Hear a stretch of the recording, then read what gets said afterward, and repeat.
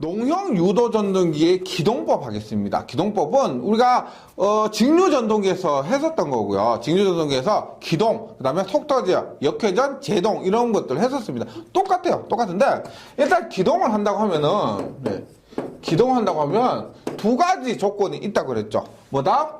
기동, 토크를 크게, 기동 전류를 작게 하는 겁니다. 우리가 이 두 가지 조건을 다 만족하면 좋겠는데 실제 다 만족하기는 어렵습니다. 뭐 전류와 토크가 비례하는 관계가 있기 때문에 둘 다 만족하는 건 없고요. 그래서 한 가지를 포기하거나 그런 경우가 있습니다. 그래서 기동을 하는데요. 크게 나누면 이렇게 돼요. 보세요.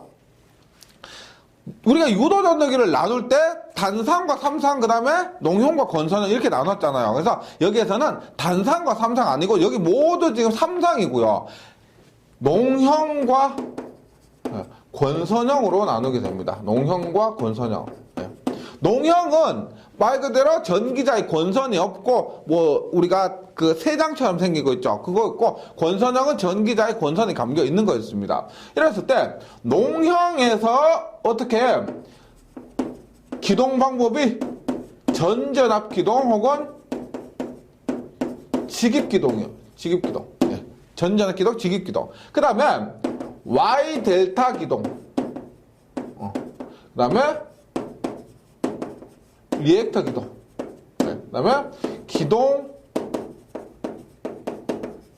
보상기법 기동이 있고요. 그 다음에 권선형 우리가 유도 전동기에서 기동법은 앞에서 했던 비례추 있죠. 앞 시간에 했던 비례추 그걸 이용한 거예요. 2차 저항 기동법이 있습니다. 이렇게 했죠. 그래서 지금부터 한번 전전압 기동부터 쫙 한번 살펴볼게요. 간단한 뭐 중요한 포인트들 정리해 주시면 됩니다. 보세요.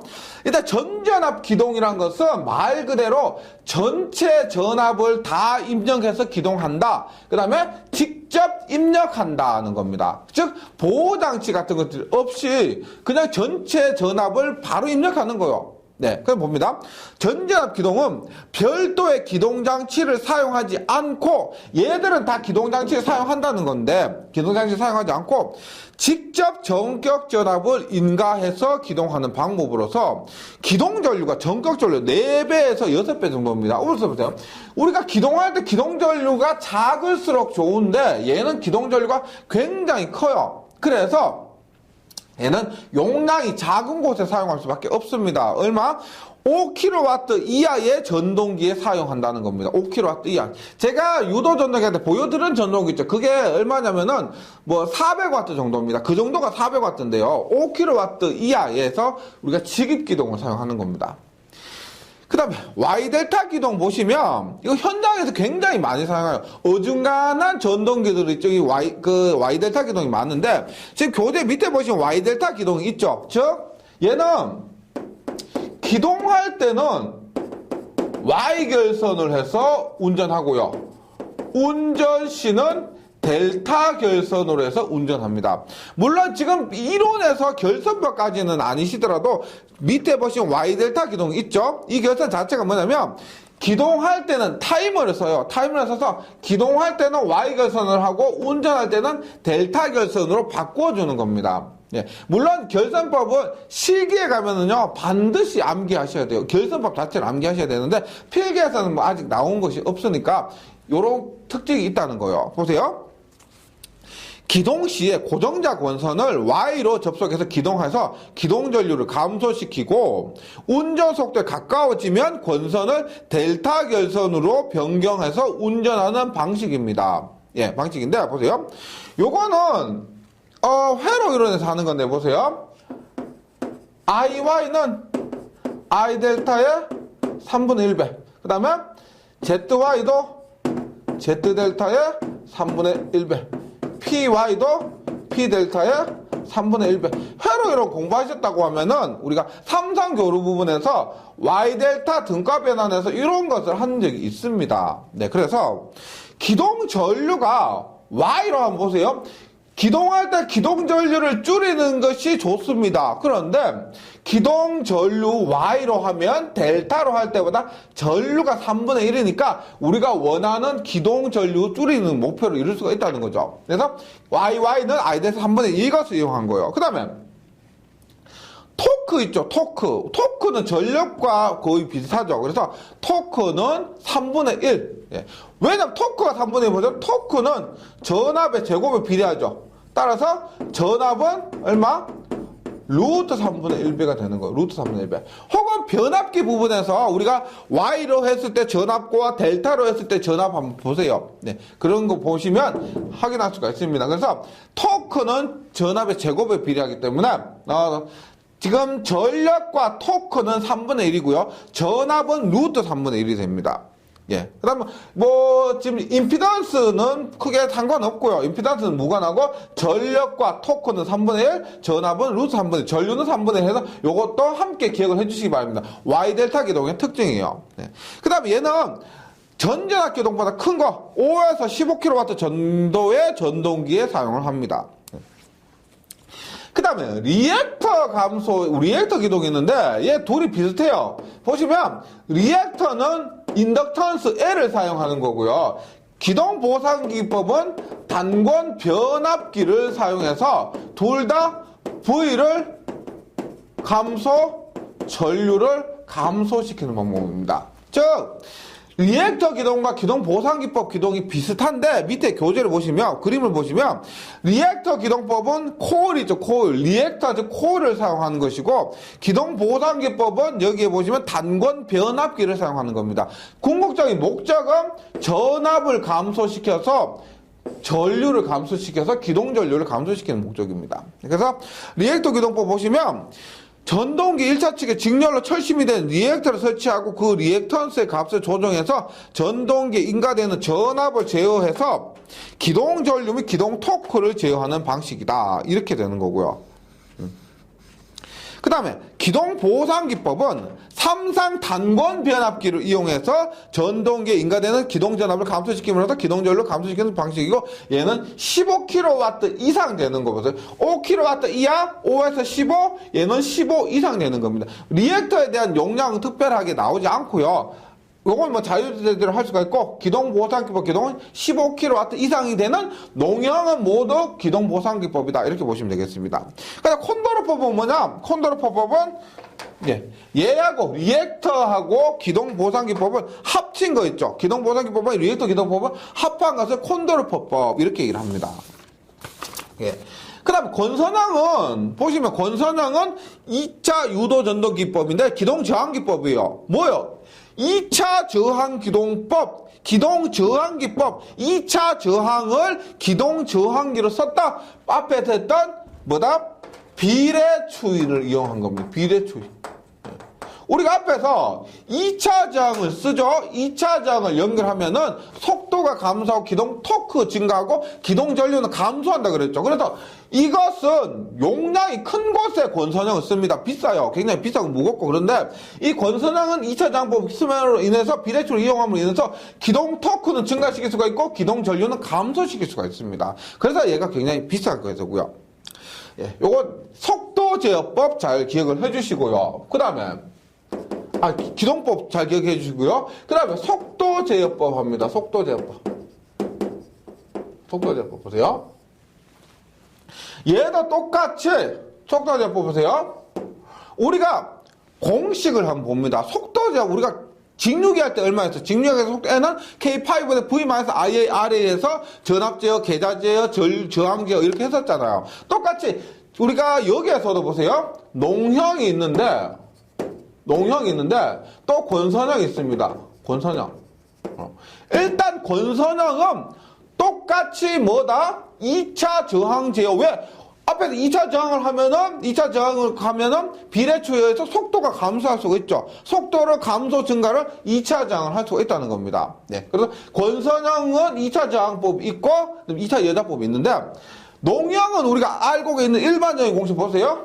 N은 NS의 1-S가 되고요. 얼마? NS는 P분의 120F의 1-S 이렇게 됩니다. 그러면 농형에서도 어떻게 보세요?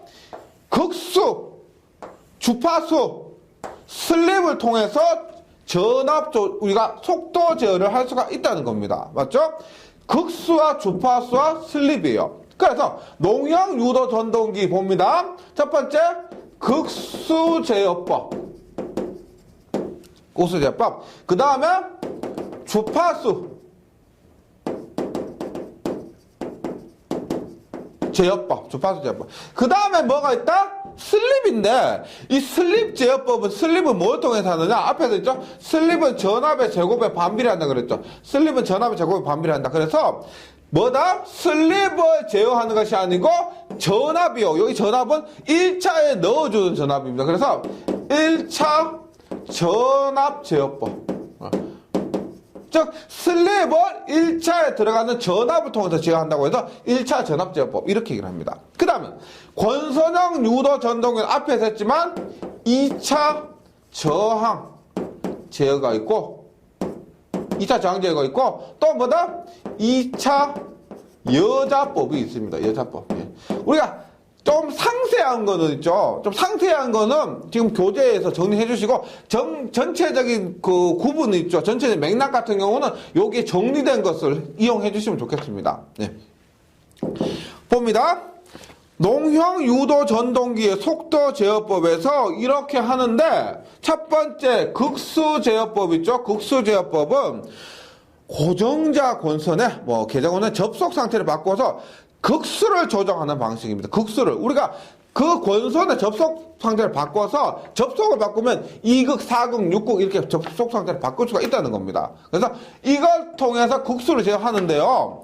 단점이 있죠. 이거는 효율은 일단 좋아요. 효율은 좋은데 단점이 연속적인 제어가 할 수가 없으면 왜냐면 극수는 2극, 4극, 6극, 8극 이렇게 되잖아요. 맞죠? 그래서 만약 2극에서 4극을 바꿔도 그럼 속도가 2배로 혹은 3배로 4배로 2배, 3배, 4배 이렇게 되지 10%, 20%, 30% 이렇게 증가가 안 된다는 겁니다. 연속적인 제어가 안 되고 단계적인 속도 제어만 가능하다. 그래서 정밀한 속도 제어가 안 되기 때문에 요것보다는요.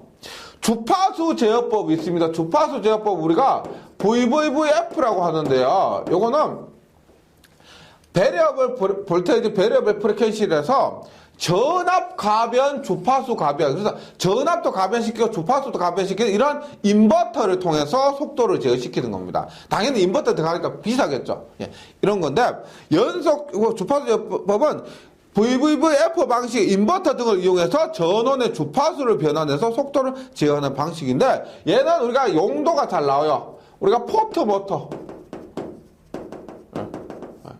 선박, 엔진 이런 거. 그래서 포트만 우리가 방직 공략하면 다다다닥 하면서 우리 섬유 짜는 거 있죠. 다다다닥 하는 거 있죠. 그런 것들 포트 모터하고 이거 방직 공략 포트 모터하고 그다음에 선박 추진용 전동기, 선박 추진용 엔진 전동기. 예. 선박 추진용 전동기에서 인견 방직 공략 포트 모터, 선박 추진용 전동기 이런 것에 우리가 주파수 제어법 사용됩니다. 요거는 잘 나와요. 극수 제어법이 워낙에 이렇게 연속적인 제어가 안 되다 보니까 주파수 제어법을 더 많이 쓰고요. 그 다음에 1차 전압 제어법입니다. 1차의 입력전은 전압을 제어해서 슬립을 배달시켜 속도를 제어하는 방식이 1차 전압 제어법이 됩니다. 네. 그 다음에 권선형 유도 전동기는 일반적으로 2차 저항 제어법이 있는데요. 2차 저항 제어법은 뭐냐? 비례추이, 앞에서 했죠? 비례추이. 따라서 비례추이 이용할 수 있는 건 권선형밖에 없으니까요. 권선형 유도 전동기입니다. 비례추이 이용해서 2차 회로의 저항을 넣어 같은 토크에 대한 슬립 S를 변화시켜 속도를 제어하는 방식이 됩니다. 그리고 구조가 간단하고요. 제어 조작이 용이하고 속도 제어용 저항기를 기동용으로 사용할 수가 있다. 뭐예요? 우리가 2차 저항 제어법은 기동으로도 2차 저항 제어법을 쓴다 그랬죠. 2차 저항 기동을 쓴다는 겁니다. 즉, 이 2차 저항은 속도 제어용 혹은 기동법으로 모두 쓸 수가 있다는 겁니다. 저항을 이용함으로 속도 변화량에 비례해서 효율이 저하합니다. 왜? 저항은 동선 I제곱 R 있죠. I제곱 R의 전류의 제곱에 비례해서 그만큼의 손실이 발생하기 때문에 효율이 저하한다. 이렇게 됩니다. 그 다음에 2차 여자 제어법은 뭐냐면 네. 뭐 얘는 처음 나오는데 2차 있죠. 계좌 말고 전기자 2차에 직접 슬립 주파수 SE 있죠. SE2 슬립 주파수의 전압을 인가해서 그래서 속도를 제어하는 방법입니다. 그래서 보세요. 유도 전동기 회전자의 외부에서 회전자 전기자죠. 외부에서 슬립링을 통해서 슬립 주파수의 전압을 인가해서 슬립 주파 전압이란 건 SE2를 얘기해요. 슬립 주파수의 전압을 따로 인가해서 회전자 슬립에 의한 속도를 제어하는 방식입니다. 이거 슬립을 조정하니까 여기에 따라서 슬립이 조정되고 속도도 조정된다는 거죠. 우리가 여기에서는 뭐 크레머 방식과 세르비우스 방식이 있어요. 크레머와 세르비우스 방식이 있다. 뭐 크레머 종류 정도만 기억해 주시면 돼요. 크레머는 계좌를 제어해서, 그 다음에 세르비우스는 인버터의 제어각을 변화시켜서, 얘는 계좌 제어, 얘는 인버터 통해서 제어각을 제어해서 조정해서 2차 여자 제어법으로 권선형 유도 전동의 속도 제어를 할 수 있다는 겁니다. 뭐 여기에 적어 놓은 거 있죠. 요거는 반드시 기억해 주시고요. 세부적인 것들은 그냥 이렇구나 하시면 돼요. 뭐 너무 그것도 주관식이 아니라서 외우시기는 않고 이해만 해 주시면 됩니다. 그렇고요. 그 다음에 우리가 권선형에 속하는데 종속 접속 속도 제어법이 있습니다. 보통 권선형을 포함시키는데요. 얘는 또 따로 별개로 보는 경우가 많아요. 보세요. 종속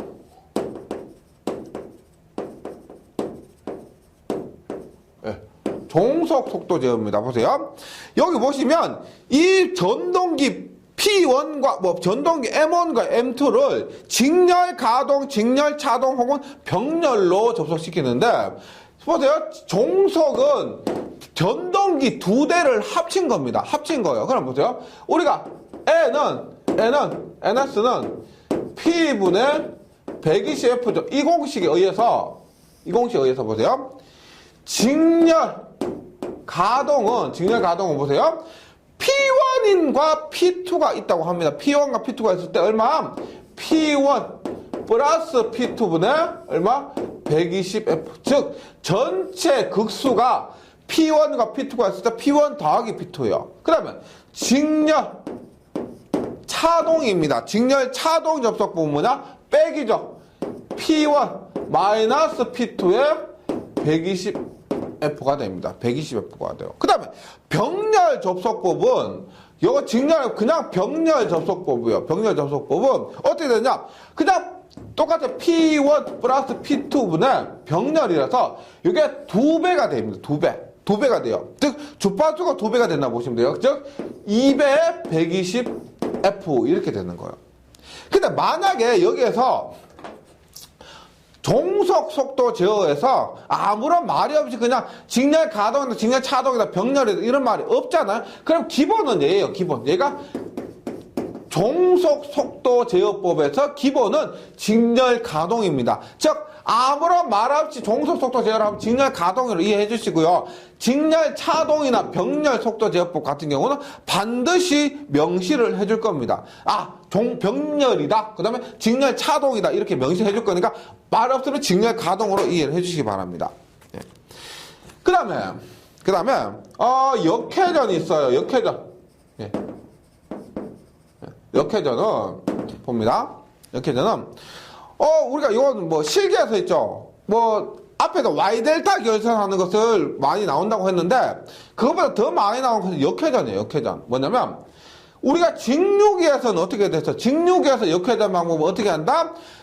전기자와 계자 중 둘 중에 하나의 극선만 반대로 바꾸면 역회전 한다 그랬습니다. 여기에서는 어떻게 되냐면 우리가 3상이니까 3선이 있죠. 3선 R, S, T 세 선이 있습니다. 3선 중에서 두 선의 위치를 바꾼다. 두 선의 위치를 바꾼다. 이렇게 되는 거예요. 보세요. 우리가 예를 들어서 이렇게 있어요.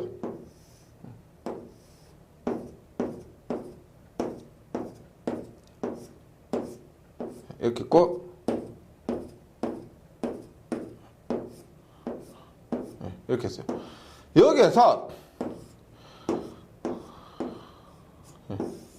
IM이라면, IM이 뭐냐면 인덕션 모터, 인덕션 모터에서 유도 전동을 해요. 그러면 얘를 역회전 하려면 이렇게 합니다.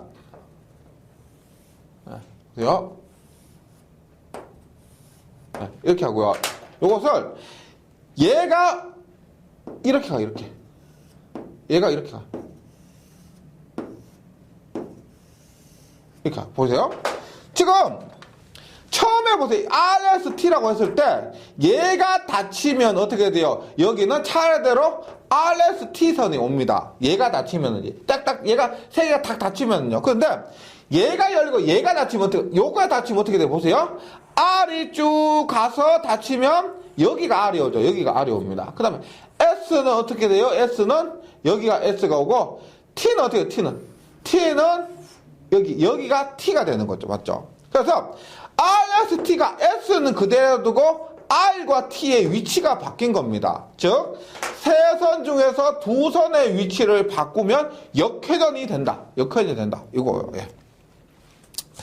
이거 기억해 주시고요. 그 다음에 제동이 있습니다. 제동.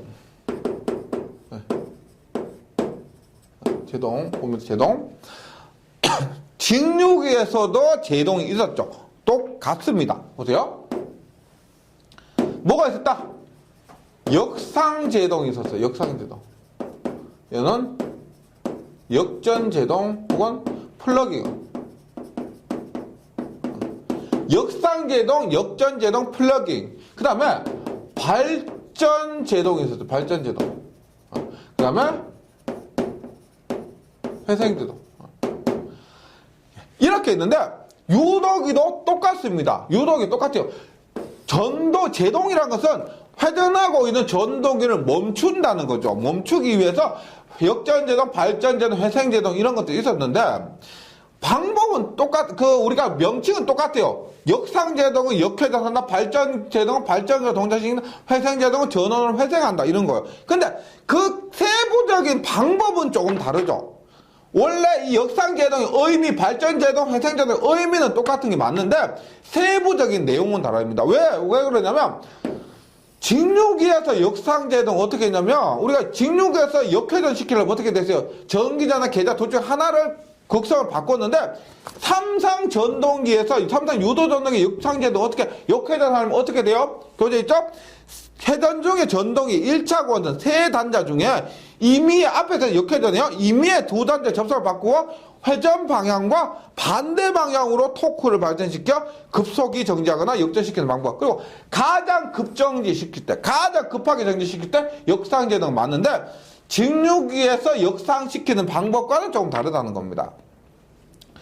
그 다음 발전제동이죠. 발전제동 우리가 발전제동은 직류기에서 그냥 전동기를 발전기로 동작시켜 이렇게 얘기했었잖아요. 근데 약간 달라요. 전동기를 전원으로부터 분리한 후 1차 축에 직류 전원을 공급해서 발전기로 동작시켜요. 발전기로 동작시키고 그 발전된 전력을 저항해서 연료 소비시키는 방법. 거의 비슷하죠. 거의 비슷한데 전동기를 전원으로 분리한 후 이렇게 해야 된다는 겁니다. 그 다음에 회생제동은 똑같죠. 전동기가 갖고 온 운동 에너지를 전기 에너지로 변환하고 이것을 전원으로 반환하여 제동하는 방법이 됩니다. 이건 회생제동은 혹시 좀 생소하지 않으실 겁니다. 몇 년 전에요. 자동차 광고에서 무슨 하이브리드 자동차 광고할 때 회생제동 방식 이런 몇 년 전에 나왔었습니다. 이런 제동 방법이 있습니다. 제동 방법 기억을 해주시고요. 그 다음에 8번 보시면 유도전동기의 시험이 있습니다. 유도전동기의 시험은 일단 부하시험, 실부하법, 실제 부하를 연결해서 하는 거예요. 전기동력계법, 직류기 할 때도 들어보셨죠? 전기동력계법, 동력계법이고 측정하는 거고요. 그 다음에 프로니 브레이크법, 그 다음에 손실을 알고 있는 직류발전기를 사용하는 방법, 이런 것들로 부하시험, 실부하법을 할 수가 있다는 겁니다. 그 다음에 유도전동기에서 뭐니 해도 중요한 건 뭐다? 슬립 측정이죠. 슬립 측정하는 방법, 슬립 측정 방법이 많아요. 첫 번째, 회전계법. 회전계로 직접 회전수를 측정해서 슬립을 구하는 방법. 회전수를 카운팅하는 겁니다. 회전수를 사용하는 거. 그래서 회전계법. 직류 밀리볼트 계법. 권선형 유도 전동기에만 직류 밀리볼트 계법을 사용할 수가 있고, 그 다음에 수화기법이나 스트로버법이 있습니다. 요것은 뭐 깊이까지는 들어가지 않으셔도 되고요. 슬립 측정하는 방법, 회전계법, 직류 밀리볼트 계법, 그 다음에 수화기법과 스트로버법이 있다. 이렇게 기억을 해주시고요. 그 다음에 유도 전동기에 이상 현상이 있습니다. 유도 전동기의 이상 현상, 뭐 말 그대로 뭐 잘못됐다는 거죠. 한번 봅니다. 이상 현상에서는 크로우링 현상과 게르게스 현상이 있습니다. 대표적인 것이 크로우리 현상과 게르게스 현상인데 한번 봅니다. 크로우리, 게르게스. 크로우리 현상을 한국말로 차동기 운전이다라고도 합니다. 크로우리 현상, 차동기 운전 봅니다. 농형 전동기에서 고정자와 회전자의 슬롯수가 적당하지 않을 경우에 슬롯수가 적당하지 않다. 이 말을 우리가 문제에서 잘못된 제작으로 이렇게 얘기를 합니다. 뭐 회전자의 슬롯수가 적당하지 않다. 잘못된 제작으로 이렇게 얘기하는 거예요. 발생한 현상으로 유도 전동기의 공극이 일정하지 않거나 계좌의 고조파가 유기될 때, 고조파라는 것은 우리가 기본파보다 주파수가 2배, 3배, 4배, 5배, 6배 빠른 거 있죠. 2고조파, 3고조파, 4고조파, 5고조파 이런 것도 얘기합니다. 전동기가 전격 속도에 이르지 못하고 전격 속도 이전에 낮은 속도에서 안정되어 버리는 현상. 그러니까 우리가 전격 속도가 있는데 그까지 올라가지를 못한다는 겁니다. 그래서 이상현상. 그러니까 뭐 조금 잘못되었다고 해서 회전을 못하거나 아예 동작하지 않는다. 이게 아니고 전격 속도에 이르지 못하는 겁니다. 이것이 잘못된 제작이나 혹은 계좌의 고조파가 유기되었을 경우입니다. 그럴 때 고조파 보세요. ENM 플러스 마이너스 1이에요. ENM 플러스 마이너스 1 해서 7, 13 고조파 이런 것들 있죠. 7, 13, 19 고조파 3상을 기준으로 했을 때 3상에서 7, 13, 19 고조파는 기본파와 같은 방향으로 회전 자개가 발생하고요. 그 다음에 5, 11, 17 고조파 있죠. 5, 17, 15 고조파 이런 것들은 기본파와 반대 방향으로 회전 자개가 발생한다. 기본파가 있는데 그 기본파와 똑같은 방향으로 회전하느냐 반대 방향으로 회전하느냐 그것이 자개가 발생하는데 다시 7, 13, 19 고조파 있죠? 는 같은 방향으로 5, 11, 17 고조파는 반대 방향으로 회전한다. 그 다음에 V는 3N 고조파 3N에서 뭐요? 3, 6, 9 이런 3고조파 얘기하는 겁니다. 3고조파가 3고조파 뿐만 아니고 3의 배수 있어요. 3, 6, 9, 10 이런 고조파들은 우리가 회로 이론에 가면은 영상분이라고 합니다. 회로 이론이나 전력공학 가면 영상분이라고 하는데 영상분은 기본파와 똑같아요. 기본파와 똑같습니다. 그래서 얘는 회전 자개를 발생하지 않습니다.